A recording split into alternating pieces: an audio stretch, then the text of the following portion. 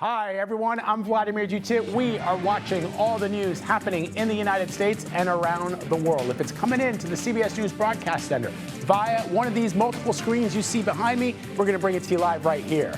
Right now, Sean P. Diddy is in a New York courtroom. He was arrested overnight amid a series of sexual assault allegations, and we have just learned the details of the new federal indictment and the charges he is facing. New details about the apparent assassination attempt on former President Donald Trump, what investigators are learning about the suspect and a possible motive. Plus, flames are still spewing into the air near a Houston suburb after a natural gas pipeline exploded. What officials say caused the explosion. We'll take you there live. This is CBS News 24/7.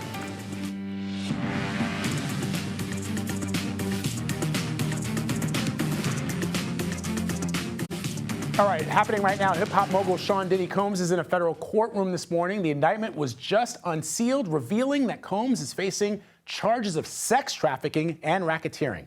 Joining me now is celebrity lawyer Chris Melcher to break this all down for us. So Chris, these charges just came in. Explain what they are and what they possibly mean for the rapper. Well, this is really serious because it's not just a collection of state crimes that he's being charged with. This is a federal criminal enterprise and trafficking that he's being charged with. So he's got the full weight of the federal government down on him, and they were patient. They took their time after the raids. So this is going to be extremely difficult for him to defend himself against. So help me understand something. I mean, generally, when you are indicted, you can post bail and you can be out of those facilities in a very short time. But with the seriousness of these charges, how likely is it that he has to spend at least a couple of hours in prison? So the magistrate's looking at primarily, will Diddy appear in court as promised for proceedings? And I think there he's got a leg up because he has cooperated. He was in New York anticipating this indictment and to surrender himself. So I think that it appears that he would show up for court because he didn't flee before. The other thing is the protection to the community. So would he pose a threat of committing any other crimes or dissuading witnesses, destroying evidence? Now, something happened last night because we were told that their arrest was supposed to happen today, Tuesday, but they accelerated it to Monday night. So something must have happened to accelerate that. I don't know those details yet, but I would imagine that he would be released on some electronic monitoring and other basic conditions. All right, Chris Melcher, thank you so much for joining us and explaining these very serious charges and what happens next. We appreciate it. Thank you. All right, let's get to CBS News national correspondent, Jerika Duncan. She's standing by outside the courthouse. So, Jerika, you're probably listening in to what Chris Melcher, the lawyer, had to say about what happens next. Bring us up to speed about how things unfolded this morning. So this morning, I actually ran into Doug Wigdor. He's the attorney for Cassie Ventura, who brought that lawsuit almost a year ago, claiming that Sean Diddy Combs had abused her, had sexually assaulted her. And then we saw that video, of course, that came out months later. I asked Mr. Wigdor if he was here because of that case, because of the Combs case. He said yes, but would not offer any comment. That really is important because that begins the beginning of this story and the legal troubles really for Sean Diddy Combs in a way that we haven't seen before. She filed that civil lawsuit saying that she had been abused for years by her longtime boyfriend, ex-boyfriend, and they were able to settle that. But after that settlement, you saw more and more and more lawsuits of people mainly talking about claims of sexual assault. So here we have again in this document, I caught the tail end of what our expert was talking about, but the opening line in this indictment says, for decades, Sean Combs abused, threatened, coerced women and others around him to fulfill his sexual desires, protect his reputation, and conceal his conduct. So that gives us a little inkling into more of what is discussed in this indictment, which was just unsealed moments ago, about 14 pages. Now, I was inside trying to get into the courtroom, and one of the attendants said that they're still trying to figure out which courtroom to have it in because the initial place they were going to have it is so small. But as you can imagine, there's a very large media presence here. There are some fans that we've seen blasting his music, blasting Combs's music. But all in all, we haven't seen any signs of Combs other than his attorney, who did show up within the last hour, basically saying that his client wants to defend himself and that there's more to learn about what he has to say regarding these allegations. But again, the news just breaking based off of the unsealed indictment. We now know those charges: racketeering, sex trafficking, transportation to engage in prostitution. We hope to learn a little bit more once the court proceedings actually get underway. Vlad? All right, Jerika, we'll check back in with you a little bit later after that court appearance. Thank you so much for your reporting. Appreciate you. Okay, let's talk about this now. There's some new body cam footage that shows the arrest of suspect Ryan Wesley Routh about 50 miles from the Florida golf course where he allegedly attempted to assassinate former President Donald Trump on Sunday. Routh is facing 2 federal gun charges, including possession of a firearm by a convicted felon. CBS News national correspondent Manny Bojorquez is in West Palm Beach, Florida. He is following the very latest for us and joins me now to discuss. So Manny, break it down. Where does the investigation stand currently?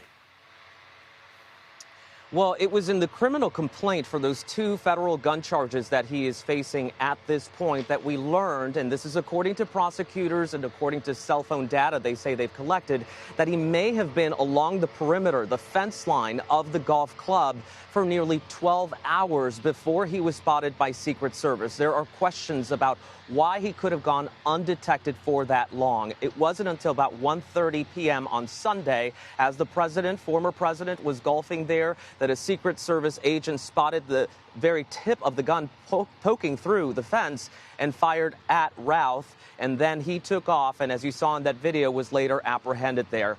We were in the courtroom yesterday as he faced a judge for the first time. His demeanor was calm and relaxed, really at odds with the kind of things that he is accused of trying to plot against the former president. Vlad? So, Manny, let's talk about future events for the former president or even golf outings. This is, of course, his second assassination attempt. It seems that the Trump camp is saying that the former president is going to continue carrying on as before. What are you hearing?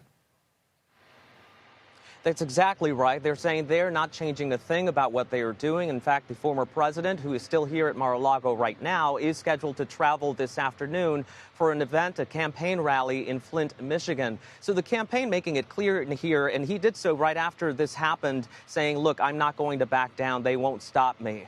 That has been their mantra. The security question around the former president, though, is one that has received new scrutiny, especially after that first attempt that happened in Butler, Pennsylvania. The Secret Service acting director was here. He has spoken to the former president. He has been adamant about the fact that they are giving him the best security that they can possibly provide. But he also said that they need more resources in order to protect all of the people they have under their protection, given the political climate that we're in. Vlad?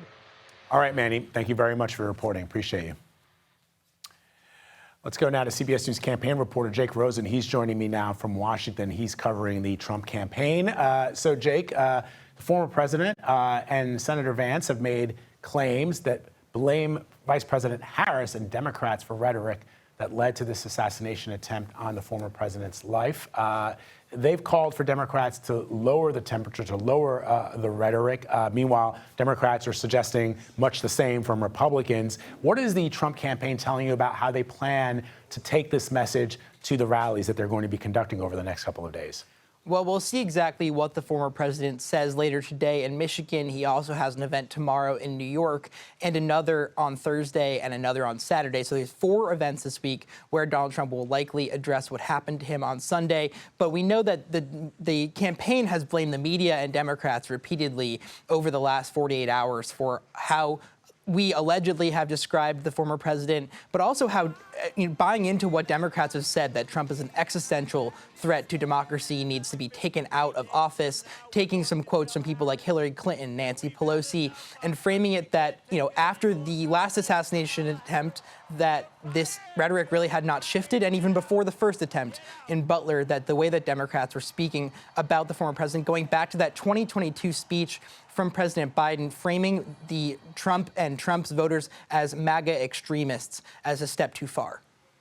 As you know, Jake, the former president called for unity briefly after the last assassination attempt. Is he doing that this time around? That simply has not happened, Vlad. We saw yesterday in that X Spaces that Donald Trump spoke about his assassination attempt. He did not make that same plea to the country, obviously not the same national stage that Trump had at the RNC, but we will see whether he makes any kind of shift in that, though so far they've really doubled down on that rhetoric, blaming Democrats, and Trump yesterday in that Twitter Spaces calling the shooter a far-left attacker, and same for the Butler attacker, although that motive is still unknown, and both motives are still unknown. Vlad, back to you. All right, Jake, thanks so much. Senate leaders are taking up the future of in vitro fertilization on Capitol Hill. The vote today would push to establish a nationwide right to IVF treatment. This is the second attempt at an IVF vote this year. CBS News congressional correspondent Scott McFarland joins me now to talk about it. So, Scott, why are lawmakers at odds about this IVF access bill? Huge wedge issue, and it's coming 50 days before an election, and that's not coincidental. Democrats have tried this bill before this year to codify federal protections for IVF, make it impossible for a state to ban the procedure after that Supreme Court ruling in 2022, and the short-term, very short-term ban that existed in Alabama earlier this year. The bill didn't pass earlier this year. Republicans stepped up to oppose it, and they'll do so again today. But Democrats are bringing this up again, sensing it's a potentially volatile wedge issue in the campaign, and also calling the bluff of Donald Trump, who has expressed interest in expanding insurance coverage for IVF if he were to become president again. All of this is the machinations of campaign season and a messaging battle that Democrats are trying to win today. So how likely is it that this bill will pass through Congress? It already failed to vote earlier this year, as you know. Yeah, so this bill not only codifies federal protections for IVF, it ratchets up insurance coverage for IVF proceedings as well, but Republicans will step up and block it again today. They have their own plan. They say that's better, that they argue encroaches less on states' rights and states' abilities to govern this. Republicans would make it a deductible thing for your flexible spending accounts if you seek IVF treatments. The Republicans would take back any federal Medicaid money to states that would ban IVF. Democrats say that doesn't go nearly far enough to protect IVF treatments. So they're going to run into each other here on this issue, and that is what the Senate Democratic leadership wants today. They want to show themselves as being more aggressive on the issue, more proactive on the issue, and that's what this day is about. And so what are some of the alternative IVF protections Republicans have been proposing, and how have Democrats responded to that? Everybody's got an IVF bill, it seems, in the Senate and in the House, and they want to be seen as such. Republicans, again, are leaning harder on this plan where you take back federal money if states ban IVF or if a state stops allowing IVF. That's their plan. Democrats say that doesn't do nearly enough to help incentivize IVF benefits and to help people who need access to it. They want to expand insurance coverage, and they want to make it the law of the land. You can't take it away. This will be a short-lived effort today. This will be snuffed out pretty quickly on the floor. But, Vlad, you can expect any number of news conferences and messaging efforts to get the word out. It is remarkable, that little nugget, Scott, that everybody's got an IVF bill. Very interesting. Thanks so much for your reporting, my friend. Appreciate it. All right, starting today, Ohio State Police will be stationed at city schools across Springfield, Ohio. This comes as former President Donald Trump and his running mate, J.D. Vance, double down on false claims that Haitian immigrants are eating pets across the town. Members of the Ohio State Patrol are also planning to run security sweeps in schools every morning amid the mounting violent threats. Coming up, a state of emergency in parts of the Carolinas from severe flooding, where the risk for more rain remains today. You're streaming CBS News 24/7.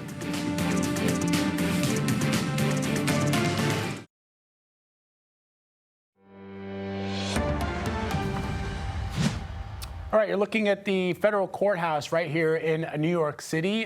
Sean Diddy Combs is in that courtroom. We have just learned those federal charges he is facing. Folks, they include sex trafficking and racketeering, incredibly serious charges. We're going to continue to monitor what is happening inside that courtroom. Our correspondent, Jerika Duncan, is there on the ground. She's been covering the story for quite some time, connected to all the major players through her reporting and sourcing. We'll check in with her throughout the course of the hour. Meanwhile, with the election only 50 days away, the Harris-Walz campaign is aiming to get a crucial voting bloc to the polls. Today, the campaign launched a new initiative geared towards college campuses, aiming to encourage younger Americans to register to vote ahead of this election. And today, Vice President Harris will sit down for a live stream interview with the National Association of Black Journalists. Joining me now with the very, very latest on all this is CBS News campaign reporter Aaron Navarro. Aaron, there was a lot of controversy, you'll recall, when former President Trump spoke with NABJ back in July. I was in the room in the hotel where it happened. It was an incredibly heated conversation. Did that conversation set the stage for this interview that the vice president is doing with the association, and what do you expect the conversation to focus on? Hey, Vlad, good to be with you. Yeah, this will be a similar setup to the Trump NABJ interview. 3 moderators, the candidate on one side of the stage. You have moderators from the Griot, a Black outlet, NPR, and Politico. I would anticipate she would be asked about the potential attempted assassination attempt on former President Trump earlier this weekend. We might see her first on-camera remarks on that. But certainly expected to be a little bit less combative, especially given how that Trump one went. This was a interview that was punted a little bit. They wanted Harris to come on in person, maybe virtually at the end of the summer. She was just getting her campaign off the ground, and now we're having it just 50 days from the election. The campaign, as you know, Aaron, also released a statement about a young woman who died in Georgia. What do we know about that? Break that down for the audience who may be just learning about it at this moment. Yeah, there was a woman in Georgia who was unable to get the care she needed for her pregnancy, for her potential abortion. And Vice President Harris put out a statement this morning saying, quote, "This is exactly what we feared when Roe was struck down," tying that issue to former President Trump, showing that Democrats are, one, continuing to lean on this issue of women's reproductive rights, and 2, are continuing to just keep the campaign messaging going even after the couple days after that attempted assassination attempt on former President Trump from the weekend, showing that with just this close to the election, they're not stopping in terms of their messaging. All right, Aaron Navarro, thank you as always. Appreciate it.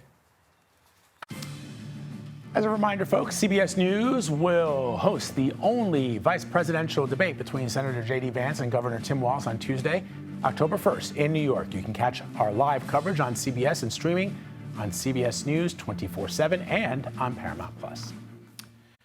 Okay, weather now. Parts of North Carolina are under a state of emergency right now after heavy rain flooded roads, cars, and homes. A historic storm system blew in strong winds and torrential downpours yesterday. Some parts saw 18 inches of rain in just 12 hours.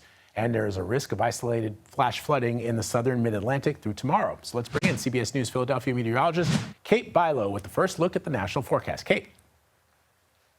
Good morning to you, Vlad. Yeah, we saw a ton of rain over North Carolina. That was a potential tropical cyclone. It never reached its full potential. It did not become a tropical storm, so we'll reserve the name Helene for the next storm that comes along. But take a look. This is just the past 24 hours, and you can see over 9-10 inches of rain, some spots with a foot and a half, right near Wilmington, North Carolina, or just south of there. We saw over 5 or 6 inches anywhere you see that pink shading just in the past 24 hours, and there was some rain that fell before that. Now, the rain is starting to lift to the north, but what's happening is this is almost spreading out into 2 separate systems. The actual center of yesterday's low is pretty far inland, and we now have a new low trying to develop along the coast, right around the Outer Banks and up toward the Hampton Roads area of Virginia, where heavy rain is falling at this hour, and this is going to try to lift towards some Kate, of our northeast. Kate, we're having a little bit of a technical issue with your live shot there, so we'll check back in with you, obviously, throughout the course of the hour for a couple of updates on weather across the country. But for now, let's talk about Secretary of State Antony Blinken,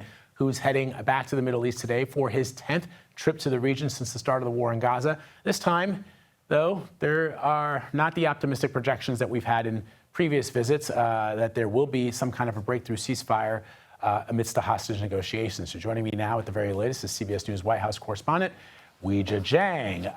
Weijia, what are we expecting out of the trip this afternoon, given that the optimism is at an all-time low?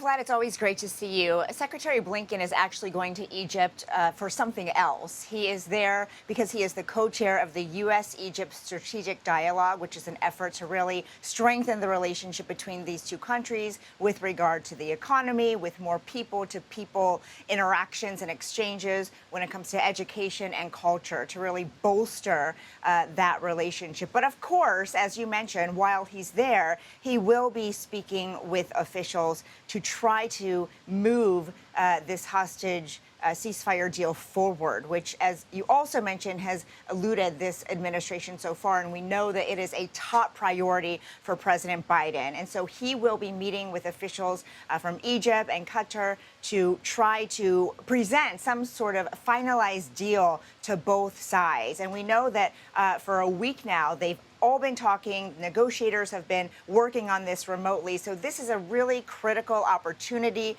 to do that face-to-face. But the State Department, Vlad, is not setting any expectations, doesn't even have a timeline for when they might have the details wrapped up. So this is just the next step in what's become an incredibly long and frustrating process for the White House. I can only imagine. Weijia Jiang reporting from the White House for us this morning. Weijia, thank you. Okay, a massive fire erupted in the suburb of Houston after a pipeline exploded, and it is still burning. We're going to take you there live, folks, just ahead. You're streaming CBS News 24/7.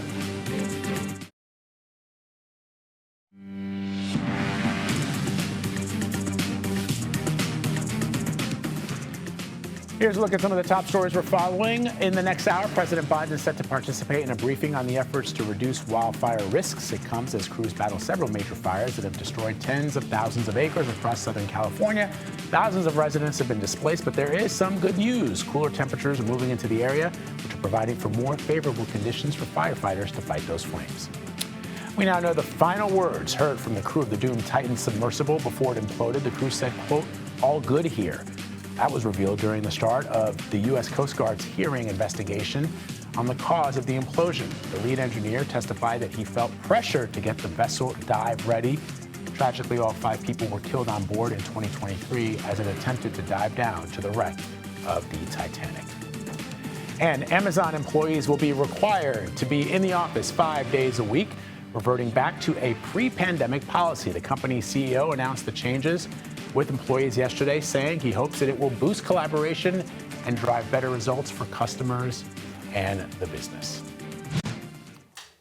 Okay, we want to go back to our breaking news this morning. Hip-hop mogul Sean Diddy Combs is in a federal court this morning. The indictment was just unsealed, revealing that Combs is facing charges of sex trafficking and racketeering. Joining me now is celebrity lawyer Chris Melcher. He's going to break down what we do know and what these charges mean for the mogul. So, Chris, let's just talk about these charges. Explain to people what sex trafficking as a federal crime is. I think that people imagine that you're trafficking women from foreign countries. I think people have antiquated notions of what sex trafficking actually means. What does it mean in the context of what Sean Combs is facing today? So what the federal government is charging him with is running this global enterprise that preyed upon women for his own sexual gratification. And there are some explosive allegations in there. So it's not just one victim, it's a lot of victims that they're alleging that this was done intentionally by him to procure women for engaging in various acts against their will, sometimes recorded, causing injury, and very serious and explosive charges. It's not something that would be easy for him to explain if there are in fact this many women who are making these allegations against him. So Chris, help me understand. So would it be, for example, and I'm just trying to sort of give the context to our viewers. If I say to some young woman who lives either in the country or outside of the country, hey, come to New York City, I'm going to make you a big star, I'm going to give you a recording deal, and when you entice that young person to come to where you are, what the government is alleging is that some kind of sexual relationship ensues. Is that what we're talking about?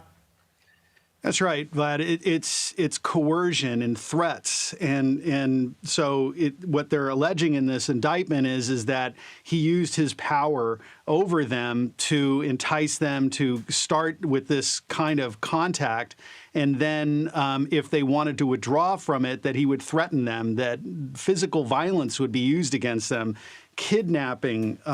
So it was alleged also, that which probably relates to the Cassie video that we saw, because she was dragged down the hallway kind of back towards his hotel room. So these are very serious allegations. It's not necessarily, it's just importing people from other places. It's subjugating their free will to engage in sexual activity. And, in your experience, Chris, I mean, he deserves his day in court. He's innocent until proven guilty. But he made that settlement with Cassie very, very quickly after she alleged those incidents happened. In just your experience, I mean, why spend that kind of money, millions and millions and millions of dollars for a settlement? Why not just say this didn't happen and I'll see you in court?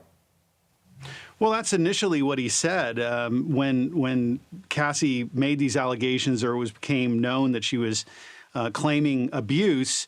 He denied it, and he said that she was just looking for a payday. And it was only when it was clear, I believe, that this tape was going to be released or at least existed, that he made a deal with her.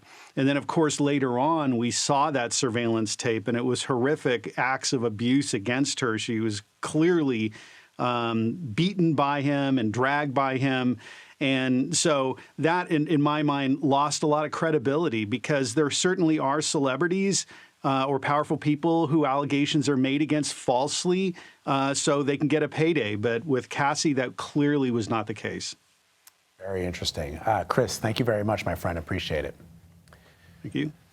All right, back to this. We're continuing to follow the latest in the apparent assassination attempt on former President Donald Trump. Florida Governor Ron DeSantis addressed the investigation in a news conference earlier, as the state of Florida says it will conduct its own investigation, despite federal investigators leading the charge. Listen to this. The state of Florida has jurisdiction over the most serious, straightforward offense, which is attempted murder. I've directed state agencies to move expeditiously and to provide full transparency to the public. CBS News Miami reporter Morgan Reiner joins me now from West Palm Beach, Florida. Morgan, good to have you. So what are you hearing from residents there about Sunday's apparent assassination attempt? What are they telling you? Yeah, Vlad, I spoke to one father who said that his son was playing on this golf course at the same time as Trump, when everything unfolded, and he described the ordeal as simply scary. Now, this father, he has also played on this golf course, which you can see is still blocked off several days later, and he kind of gave us the layout of how this all works. He says right behind the shrubs over there is the 5th and the 6th holes, and you can actually see right down there, my photographer is going to zoom in for you, you can actually see where the FBI agents are going in and out of the shrubs where that suspect crawled through.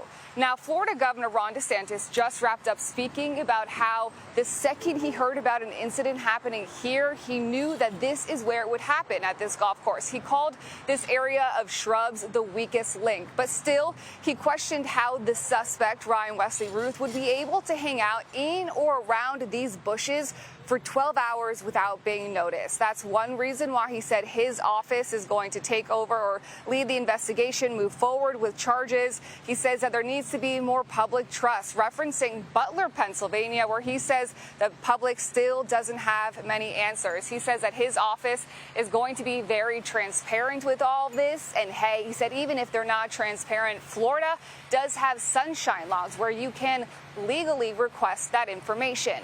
Now, back to your original question of how people are feeling. To give you some perspective, this is a very busy area. We're standing in the parking lot of a gas station. Across the street is another gas station, very busy intersection. So this is not the area where a lot of people who support President Trump come out to show their support. Whenever anything happens, they go over to Mar-a-Lago, which is about 10 to 15 minutes away from here, and they'll wave their flags, they'll wave their hats. And we now know from the press conference where the sheriff spoke that the security at Mar-a-Lago is back to how it was when Donald Trump was president. All right, Morgan, thank you very much for reporting. Appreciate it. We're following some new details on a massive pipeline explosion that sent flames shooting over neighborhoods in Texas. Officials now say a driver plowed through a fence and struck an above-ground valve, setting off the disaster in the city of Deer Park, roughly 20 miles southeast of Houston. Investigators say it appears to be an isolated incident. CBS News correspondent Janet Shamlian is in Deer Park, Texas. She is joining me now to talk about the very latest. So Janet, what is the current status of the fire? I mean, it's still burning? It's still burning, Vlad. I don't know if you can see the flames behind me. They are considerably smaller than they were almost 24 hours ago now. The power is still out in the neighborhood, and people are not yet back into their homes, but authorities are hoping to get the power on there soon. Some of the people returning to their homes are going to find either smoke or water damage. As we know, that pipeline that was struck by the SUV was very close to a neighborhood, and some of the homes were seen burning yesterday. Firefighters arrived on the scene and tried to put water on them, but of course, that's going to leave some water damage in the homes. Authorities have told us, Vlad, that there is no air quality issues at this time. Things here are registering normal, and the businesses that closed yesterday have since reopened. And Janet, what are the residents?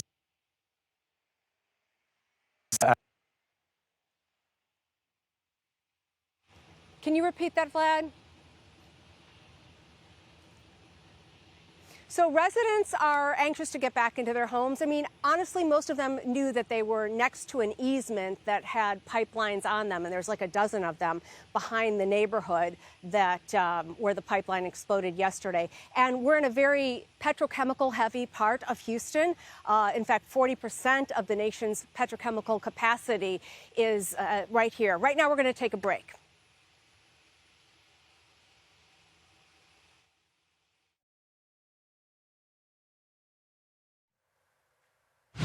And we're back on CBS News 24/7. I'm CBS Philadelphia meteorologist Kate Bilo. Let's talk about the forecast across the country today. We'll start off with the flooding that we have experienced in North Carolina and that rain lifting toward the mid-Atlantic and the Northeast. Let's take a look at what's happening outside right now. We'll start off with the last 48 hours because there is a state of emergency that has been issued for portions of North Carolina in the wake of all of this rain. Some spots over a foot of rain in the past 48 hours. Areas just south and west of Wilmington, North Carolina, picking up 14 inches, 11 inches, and even 5 inches all the way up into central parts of the state. And that rain is now lifting into portions of Virginia, Maryland, and northern North Carolina. But this system is weakening. This was potential tropical cyclone number 8 yesterday, but it never reached its full potential. It did not become Tropical Storm Helene, so we'll put that name on the back burner for our next tropical system.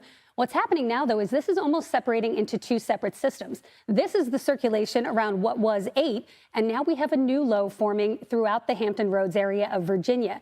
The question is, will we see any of that rain lift into the major Northeast cities, some of which really do need the rain? Right now, we've got a flood watch in effect right through Wednesday morning for portions of Virginia and northern North Carolina. And we've got the threat for excessive rainfall. Again, a slight risk of flash flooding for these areas today. Most spots will end up with between 2 and 3 inches of rain. As we go through the next 24 to 48 hours, though, you can see what's going to happen. This coastal low takes over.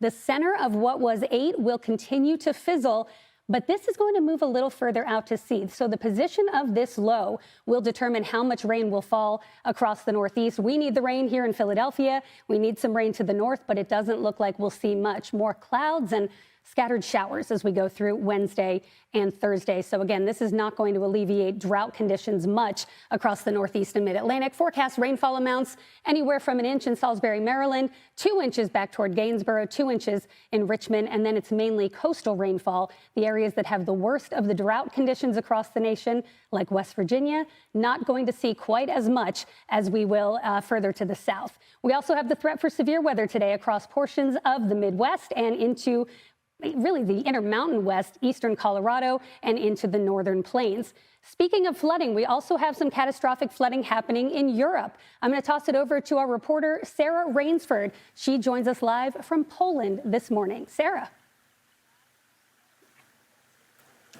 Yeah, thanks. It is catastrophic. It has been catastrophic here in Poland. That's the word that officials here have been using to describe the scenes right across the southwest of this country on the Czech border. There are massive problems in the Czech Republic too. In Hungary, they're waiting for the floodwaters there. You can see behind me, it looks quite idyllic in the sunshine now, but this is a road that we were trying to get down to get to a town beyond it, which is completely flooded. We couldn't make it through. It's around about 20 centimeters deep in the middle there, so no good for the cars to pass. Beyond, it's much deeper, and the town is completely flooded. The authorities are evacuating people from there by helicopter, by boat, however they can reach them. There's around about 6,000 people in that town. And those sorts of scenes are being replicated right across this region. In the big town nearby Nysa, where we spent the last couple of days, there was a warning last night that the whole town needed to evacuate because there was a chance that the river could burst its bank at one particular point. There were sandbags placed there overnight, volunteers filling bags and trying to plug that gap, which they did manage to do. But in the meantime, lots of people evacuated from the town. So pretty nervous times here in Poland. And in places that we've been to that have been flooded and where those floodwaters have receded, it's absolutely devastating. We've been speaking to people who've lost everything, their houses covered in black mud, picking through the filth, and really upset. Lots of people quite emotional talking about what they've lost. The power of nature here is in full force. We've seen bridges washed away, as I say, houses very, very badly damaged, and lots of people still in the path of this floodwater waiting for what could be coming their way. Thank you, Sarah Rainsford. Some devastating images there from Poland. We appreciate that report, and we'll continue to monitor that situation. We'll be right back with more CBS News 24/7.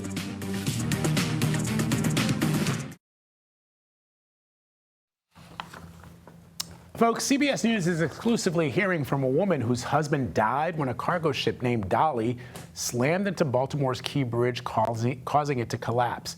Maria del Carmen Castiglione's emotional words come as some of the victims' families today are announcing a legal claim against the ship's owner. They will ask a federal court to prevent the ship's owner from escaping legal liability. And if approved, families could likely request and obtain payments and compensation for their loved ones. Here's what she told our Camilo Montoya Gávez. What is justice in this case? Mira, la palabra justicia suena fuerte, pero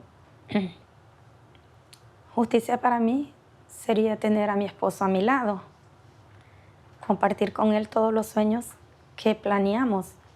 Pero sí pienso que lo correcto sería que haya esa justicia para mi esposo y para los otros 5 trabajadores, que puedan haber leyes más justas para que otra esposa no pierda a su esposo como yo perdí a mi esposo en ese accidente. Do you think there should be more protections for construction workers? Debería de pasar leyes más drásticas para las compañías, que tengan más seguridad, que siempre haya un policía que cuide a esos trabajadores, porque ellos están ahí no porque quieren, sino por hacer un trabajo que a lo mejor otras personas no lo hacen. Camilo will share his exclusive conversation with the widow whose husband died when that ship slammed into the bridge. That's ahead in our 12 o'clock hour. The Federal Reserve is expected to cut interest rates at its highly anticipated meeting this week. The cuts may spell some relief for millions of Americans struggling to buy a home. Right now, there's a shortage of about 5 million homes for sale or rent. That's driving up prices. CBS News senior national correspondent, Mark Strassman, takes a closer look at Texans who are struggling when looking for a starter home. I am actively house hunting. I would love to purchase a home by the end of this year. In Houston, the starter home Felicia Ellis desperately wants seems priced like the forever home she can't afford. Take this 3-bedroom, 2-bath house. Someone put an offer and the offer was accepted. That was the one that got away. Yeah, the one that got away. Buyers like Ellis need builders like Sharon Mayberry. We're going to go ahead and get this framed up. He's committed to starter home projects like this. 40 units, 3 bedrooms, 2.5 baths, 1,650 square feet. Typical price, $250,000, about average for Houston starter homes. His secret to making the math work, city zoning and subsidies. He's financing the build using nearly $5 million in city reinvestment funds. It's the land costs that kill you right off the bat? Oh, absolutely. Because without the land, you can't build a house. Without the subsidies, what would they average? Oh, man, it would be north of about $350, pretty close to $400,000. CBS News crunched the numbers for income and home prices in America's largest 100 cities. 5 years ago, 1 in 3 American families could afford a starter home in 63 of those cities. This summer, it's down to 10. Just 10 cities where a starter home is possible for 1 in 3 families. There is no doubt this is a crisis. Chris Vincent's with Habitat for Humanity. It's Vice President of Government Relations and Advocacy. Habitat, one of America's largest builders of starter homes like these in Silver Spring, Maryland, now focuses on advocacy as much as building. A lot of this is from tailwinds, even from the 2008 financial crisis. But we've essentially been not building enough homes over the last decade to keep up with the demand. Carolyn Hipkins got lucky in Maryland. She was making $54,000 a year when she bought this starter home, a house rehabbed by Habitat. Sale price, $360,000 with a 0% Habitat mortgage. Oh, I was happy. When I got that call on the phone, I had to control myself because I wanted to scream. What does it mean to you to have your own space? Oh, peace and quiet and, just comfort. Habitat says 1 in 6 families now spend more than half their income on housing. What are you advocating for? It's access to credit, it's access to land, and it's in places of communities of opportunity. But for every Carolyn Hipkins, thousands of people like Felicia Ellis keep looking. So you tell yourself, I am going to buy a house. Absolutely. I am going to buy a house. Yes, I am going to buy a house. Yes. I have it written down, and I have it on a Post-it note in my bedroom. What does the Post-it note say? It says, you will be a homeowner. The American dream on a Post-it note. It has sticker shock. For Eye on America, Mark Strassman in Houston. American gymnast Jordan Childs has filed a new appeal to Switzerland's highest court after being stripped of a bronze medal at the 2024 Olympics. You may, of course, remember the dramatic turn of events at the Summer Olympics. Childs had initially finished 5th in the women's individual floor exercise, but after an inquiry from her team, officials upgraded her score to put her 3rd, awarding her the bronze medal. But that medal was stripped away after the Romanian team argued that the inquiry came in too late. Are you still following? Well, now attorneys for Childs say they've submitted new video that shows Childs' team questioned her score within the 1-minute time allowed. They argue that she should keep her 3rd place position. No word on when the Swiss court will make a decision. I just think they should just give all 3 of them bronze medal. Everybody gets a medal. I mean, it's too difficult. It's too complicated. They all are amazing performers and athletes. They should all get the medals. Let's put this to bed. That's the way I feel about it. What about you, Kate Bilo? What do you think? Thanks for stepping in and filling in for us where we had those glitches. But, right, shouldn't they just all 3 get those medals? I fully agree with you, Vlad. I think co-bronze medalist would be a great way to kind of solve it, right? Then everybody gets their medal and everybody gets rewarded. All right, let's talk about the forecast today. Today's not too bad. I wouldn't call it a gold medal day for most of the country, but we do have 2 areas we're focusing on. One, an area of rain and flooding here across portions of Virginia and North Carolina. We also have the threat for severe weather across portions of the Midwest and into the Intermountain West as well. Heavy rain, this is the rain that came down in North Carolina over the past 2 days. It has now shifted to the north. We're seeing a flood watch around portions of eastern Virginia, and we also have storms developing throughout the Rockies, moving through the Front Range and eventually moving into the plains as we head through the afternoon and evening, with a slight to enhanced risk of severe weather across portions of Nebraska and Kansas this afternoon. Elsewhere, just some clouds starting to filter into the northeast. Temperatures in the 80s. The heat is still on in Texas, in the 90s there. And we've had some drier, cooler weather across California. Vlad, I'll send it back over to you. All right, Kate, thanks so much. Appreciate you. We'll check in with you tomorrow. Meanwhile, folks, at Encore, CBS Mornings is coming up next. This is CBS News 24/7.